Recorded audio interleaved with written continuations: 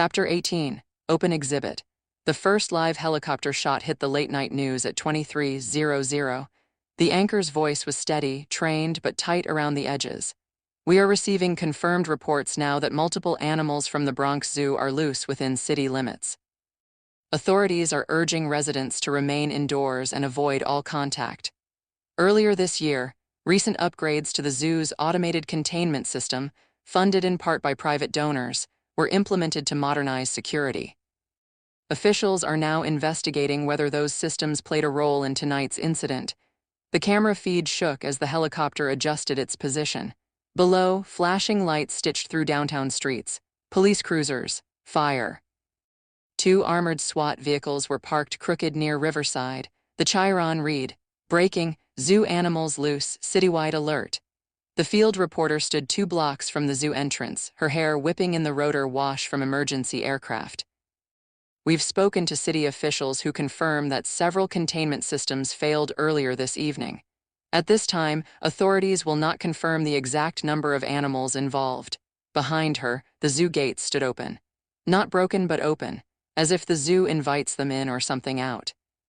Then there was the cut to City Hall. The press room was too bright, too white, too composed for what was happening outside.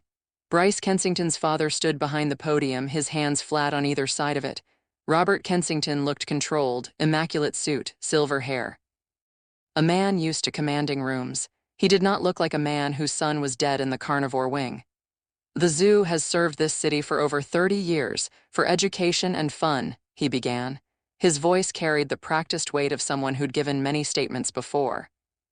Tonight, due to what appears to be an internal systems breach, several animals exited secured enclosures. "Let me be very clear," he continued. "There is no indication of structural collapse. The perimeter fencing remains intact. This was a digital containment failure and it is being addressed." Reporters shouted questions. "Mr. Kensington, how many animals are loose? Was this a cyber attack? Are there casualties?" Robert held up a hand. "Law enforcement and wildlife specialists are actively working to locate and tranquilize every animal. Residents must remain indoors. Do not attempt to film, approach, or intervene. Emergency services are fully mobilized." A reporter called out. "Are the animals dangerous?" A pause. "They are wild animals outside controlled environments," Robert replied evenly. "Any unpredictable behavior is a stress response. That does not make them monsters." Somewhere across town, a replay of a crushed van in a parking garage flickered across another network. The screen split, helicopter footage on one side, Robert Kensington on the other. "Will the zoo reopen?" someone asked. Robert didn't hesitate. "Yes. Once the animals are safely returned, they will be temporarily housed in reinforced physical enclosures while the digital system is audited and repaired. Temporarily. They will be cages with no smart gates and no automated locks." He adjusted his cuff. "This city is not under siege. This is a contained incident." The news feed cut to live footage again. A police dispatcher's audio leaked onto one broadcast. "Confirm lions sighting near 8th and Marshall. Units hold perimeter. Do not engage without wildlife present," the anchor swallowed. Authorities are asking citizens to treat this as a shelter-in-place situation. Back at City Hall, another question. "Sir, where is your son tonight?" A flicker, so small that most viewers would miss it. Robert Kensington smiled faintly. "Bryce is assisting on-site with containment efforts." Across town, Mike heard that line on a patrol car radio. He stared at it for a long moment, then looked away. Back at the podium, Robert continued. "We are working with animal control, veterinary specialists, and tactical response units. Every effort is being made to ensure both public safety and animal welfare." He stepped back and no further questions will be taken. Security moved in. The broadcast cut to a commercial. But not before catching one more image. Outside the zoo gates, a protester is already shouting into a camera. "They cut corners, they automated everything, this is on them." Sirens wailed somewhere behind him. The city skyline glowed red and blue, and under it all the animals moved. Unaware of press conferences, unaware of statements, unaware that they were now headlines. The patrol car radio replayed the press conference again.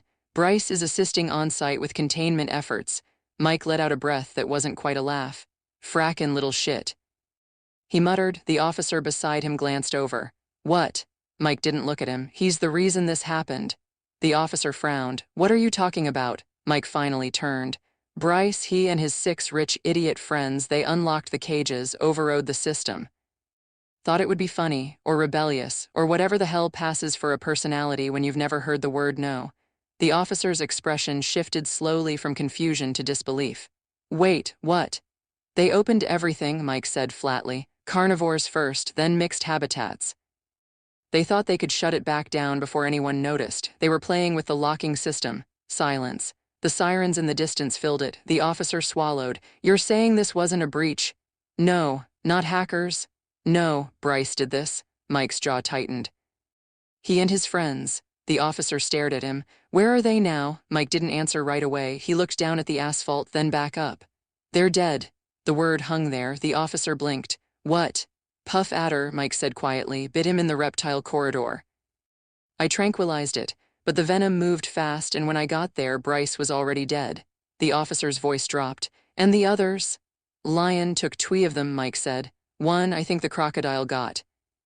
And then there was the mess of what the gorilla did with 3 of them. Bryce is killed by a snake. He paused. They were kids playing zoo.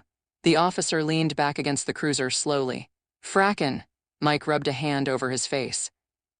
They didn't understand what they were opening. All was a joke. The radio crackled again. Units respond. Multiple animals were sighted in the alley behind Grant and 12th. Sounds like hyenas. Repeat, possible hyenas. Mike's head snapped up. Hyenas. The dispatcher came back on, strained.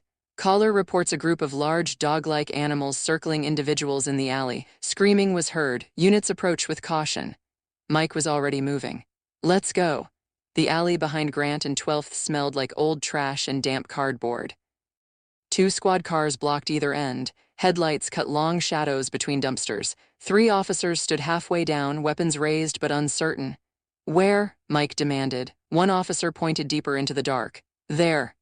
At first, it just looked like movement, then the sound came. A high, eerie giggle. Another answered it, not laughter, communication. Disturbing sound. 6 shapes emerged from the shadows. Spotted backs, sloped shoulders, powerful jaws, hyenas. In the center of the alley, 3 homeless men had backed themselves against a brick wall. One clutched a shopping cart like it was a shield. Another held a broken broom handle. The third was bleeding from his forearm. They're hurting them, Mike said quietly.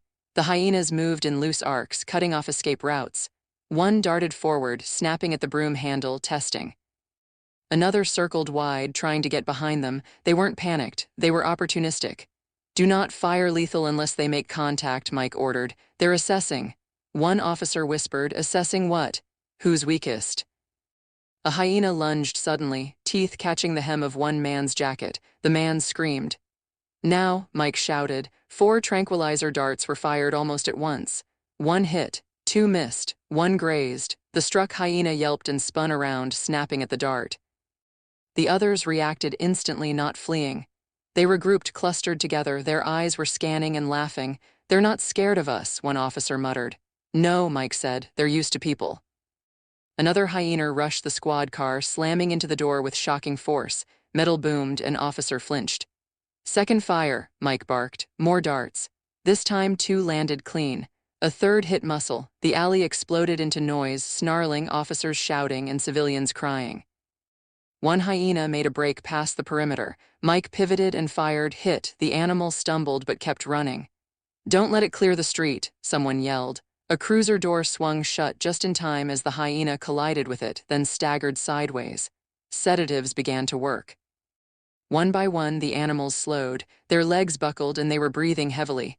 Until finally, the alley fell quiet except for ragged humans sobbing. Mike lowered his launcher slowly. Count them. 6, an officer said after scanning the ground. All down. Mike walked to the 3 men against the wall. You're safe, he said. One of them shook violently. They were laughing. I know, that is a horrible sound, Mike said. Animal control vans screeched in moments later. One of the green-jacketed handlers stepped out, staring at the pile of sedated predators. I didn't sign up for urban safari, he muttered. Mike didn't respond. He looked up toward the city skyline. Helicopters circled. Sirens layered over sirens. And somewhere across town, a father still believed and hoped his son was helping. An officer approached Mike again, quieter this time. You need to tell someone, he said. About Bryce. The officer nodded. Mike stared down the alley. Yeah, he said finally. I do am gonna get fired too.